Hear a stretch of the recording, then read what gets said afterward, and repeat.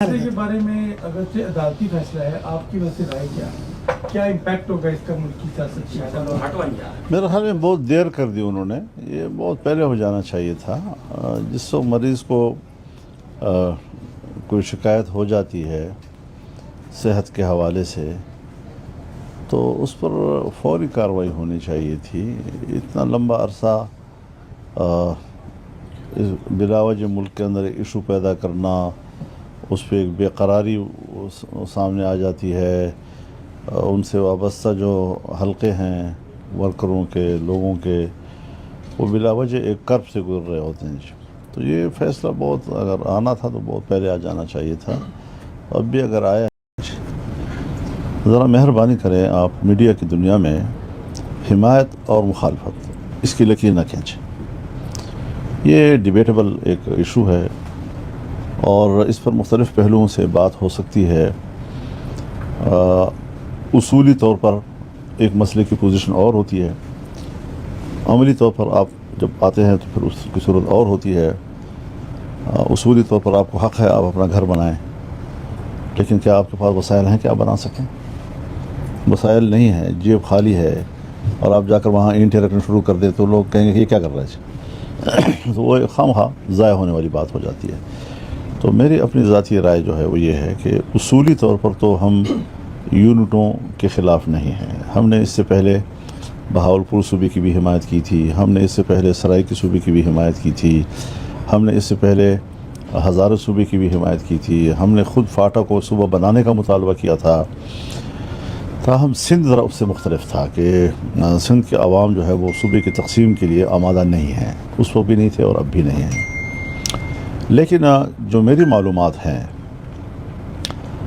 جب اس وقت صوبہ ہو رہا تھا تو اسٹیبلشمنٹ بھی اس کی مخالف تھی، چنانچہ ان عناصر کی حوصلہ شکنی کی گئی کہ جو صوبہ کر رہے تھے، اور حکومتوں میں، اسمبلیوں میں وہ لوگ نہیں آ سکے اور کمزور پوزیشن میں آئے اور بالآخر ان کو ایشوز چھوڑنے پڑ گئے۔ جی آج پھر کون سی ایسی وہی آ گئی ہے ان کے اوپر کہ ان کو پتہ نہیں کتنے، اور کوئی نقشہ بھی نہیں ہے۔ جی کبھی آپ 16 یونٹوں میں تقسیم کر رہے ہیں، کبھی آپ 32 یونٹوں میں تقسیم کر رہے ہیں، کبھی ہر ڈویژن کو صوبے کا درجہ دے رہے ہیں، کچھ سمجھ میں نہیں آ رہا کہ نقشہ کیا ہے۔ تو ایک بات کہہ دینا اور پھر لوگوں کو چھوڑ دینا کہ اس پہ ڈیبیٹ کرتے رہیں، میرے خیال میں ملک کے اصل مسائل سے توجہ ہٹانے کے لیے یہ ایشو پھینکا گیا ہے۔ اس میں کوئی نہ سنجیدگی ہے، نہ اس کے لیے اس وقت ماحول موجود ہے اور نہ ہی اس کے لیے کوئی تیاری موجود ہے۔ تو جب ماحول بھی نہیں ہے اس وقت اور تیاری بھی نہیں ہے اور خواہ ایک غیر سنجیدہ گفتگو، اس کا پاکستان متحمل نہیں ہے حضرت جی۔ ہمارے حکمران تو حضرت اس وقت باہر دنیا کے ریڈ کارپٹس کو انجوائے کر رہے ہیں اور ان کو یہ اندازہ نہیں ہے کہ پاکستان کی سرزمین جو خون سے سرخ ہے اس کو بھی تو ہم نے سنبھالنا ہے۔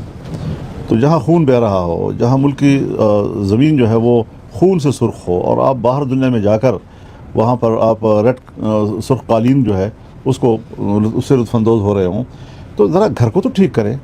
ہم نہیں کہتے کہ آپ باہر کی دنیا سے اچھے تعلقات نہ رکھیں۔ ہم نے تو امریکہ ایران کے درمیان ثالثی ہم نے سپورٹ کیا ہے جی۔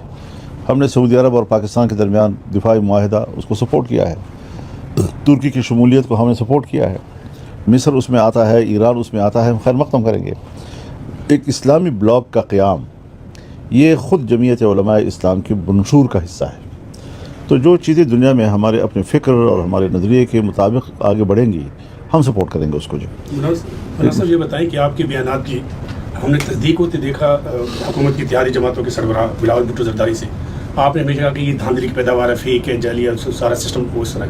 انہوں نے بھی یہ کہا کہ فارم 47 کی پیداوار ہے وزیر اعظم شہباز شریف۔ ایک تو یہ بتائیں کہ کیا اس کی جو ہے اس کے سیاسی جو یہ تصدیق ہے، اور اس وقت انہوں نے خاموشی اختیار کی جو فورم میں آپ نے فورم پہ بات کی پارلیمنٹ میں اس حوالے سے خاموشی ہے، تو کیا اب آپ اس کو کیا دیکھ رہے ہیں، کوئی حکومت کی یا عام انتخابات کی طرف ہم بڑھ رہے ہیں؟ دیکھیے، جو ان کے بیانات ایک دوسرے کے خلاف آئے ہیں، وہ جب گلگت میں الیکشن ہو رہے تھے، پھر جب اس کے بعد کشمیر میں الیکشن ہو رہے تھے، تو چونکہ وہ ان کے درمیان کوئی اتحاد نہیں تھا، ایک دوسرے کے خلاف بول رہے تھے۔